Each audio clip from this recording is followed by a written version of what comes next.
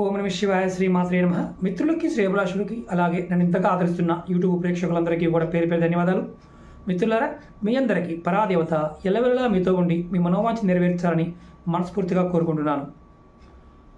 చాలామంది మిత్రులు అక్క చెల్లెళ్ళు మెయిల్స్లోను కామెంట్స్లోనూ గురువుగారు ఈ పితృపక్ష అమావాస్య వస్తుంది కదా, మేము తేలికగా మాకు సమస్యల నుండి బయటపడే మార్గం, అలాగే పితృదోషాలు, కాలసర్ప దోషాలు, నవగ్రహ దోషాలు తొలగిపోవాలి, ఏదైనా తేలికైన మార్గం ఉందా అని చాలామంది అడిగారు. ఈరోజు మీకు నేను ఒక అత్యంత తేలికమైన అద్భుతమైన ఉపాయం చెప్తాను. ఈ ఉపాయం చేయడం వల్ల మీకు నవగ్రహ దోషాల నుంచి వచ్చే ఇబ్బందులు, అలాగే కాలసర్ప దోషాలు, పితృదోషాలు, సర్పదోషాలు, వీటి నుండి వచ్చే ఇబ్బందులన్నీ కూడా తొలగిపోతాయి. ఈ ఉపాయం చాలా తేలికైంది, ఎవరైనా ఆచరించవచ్చు. ఈ ఉపాయాన్ని మీరు ఖచ్చితంగా చేయవలసింది ఎప్పుడంటే అమావాస్య రోజు చేయాలి. అమావాస్య కంటే ముందు రోజు నుండే ఈ ఉపాయాన్ని మొదలు పెట్టాలి. ఎలా చేయాలో చెప్తాను. మీకు ఈ ఉపాయానికి కావాల్సిన పదార్థం చూస్తున్నారు కదా, నవధాన్యాలు. ఒక 100 గ్రాముల నవధాన్యాలు తీసుకోండి. అలాగే ఒక తెల్లటి కొత్త కాటన్ జాకెట్ ముక్క తీసుకోండి. ఈ ఉపాయానికి 2 పదార్థాలు కావాలి. ఎలా చేయాలి, ఏ విధంగా చేయాలి, ఒక చిన్న మంత్రం కూడా ఉంటుంది. ఆ మంత్ర జపం కూడా ఎలా చేయాలో చెప్తాను. ఇది చాలా తేలికైన ఉపాయం, చిన్న ఉపాయం.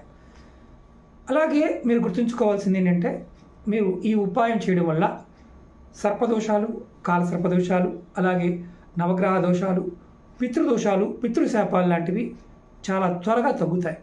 ఎందుకంటే ఆ రోజు మనకి అమావాస్యతో పాటు సూర్యగ్రహణం కూడా ఉంది, పాక్షిక సూర్యగ్రహణం. ఈ 2 ఉండడం వల్ల, ఈ ఉపాయం చేయడం వల్ల ఖచ్చితమైన 100% ఫలితాన్ని పొందుతారు.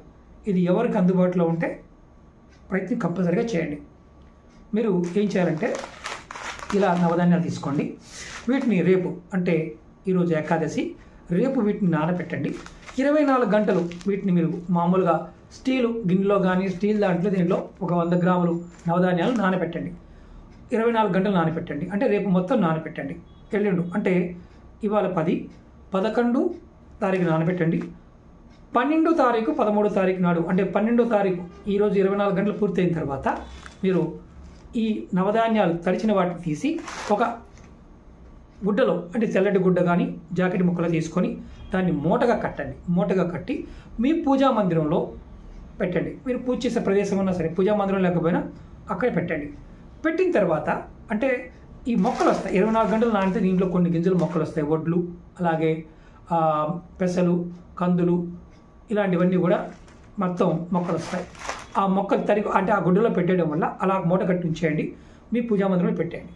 కరెక్ట్గా అమావాస్య రోజు, అంటే మధ్యాహ్నం 2 గంటల లోపు, అమావాస్య మధ్యాహ్నం 2 గంటల లోపు మీరు ఏదైతే మూటగా కట్టారో వాటిని తీసుకుని మీరు ఏం చేస్తారంటే, దగ్గరలో ఎక్కడైనా ఆవు ఉంటే ఆవుకు తినిపించాలి. ముందుగా మీకు ఈ ఆవుకు తినిపించడానికి ముందు ఒక మంత్రం చెప్తాను. ఈ మంత్రాన్ని ఈ మూటగా కట్టేటప్పుడు అనుకోవచ్చు, లేదంటే ఆవుకు తినిపించేటప్పుడు కూడా ఈ మంత్రం అనుకోవచ్చు. మంత్రం వచ్చేసి ఓం సర్వదోష నాశనం కురు కురు స్వాహ. ఓం సర్వదోష నాశనం కురు కురు స్వాహ. ఈ మంత్రాన్ని 108 సార్లు అనుకొని ఆవుకి ఈ నవధాన్యాలని తినిపించండి. మీకు ఆవు లేదు, అవకాశం లేదంటే మాత్రం ఈ ఉపాయం చేయకండి.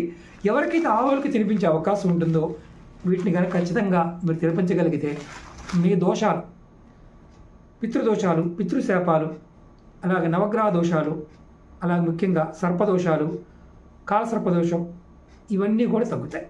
ఇది 100% ఫలితాలు ఇస్తుంది. ప్రయత్నపూర్వకంగా చేయండి అవకాశం ఉంటే. అవకాశం లేకపోతే చేయమాకండి. అంతకుముందు వీడియోలో నువ్వుల నూనెతో ఒంటికి రాసుకుని స్నానం చేయమని చెప్పాను. అదన్నా ప్రయత్నించేయండి, ఖచ్చితమైన మార్పు వస్తుంది.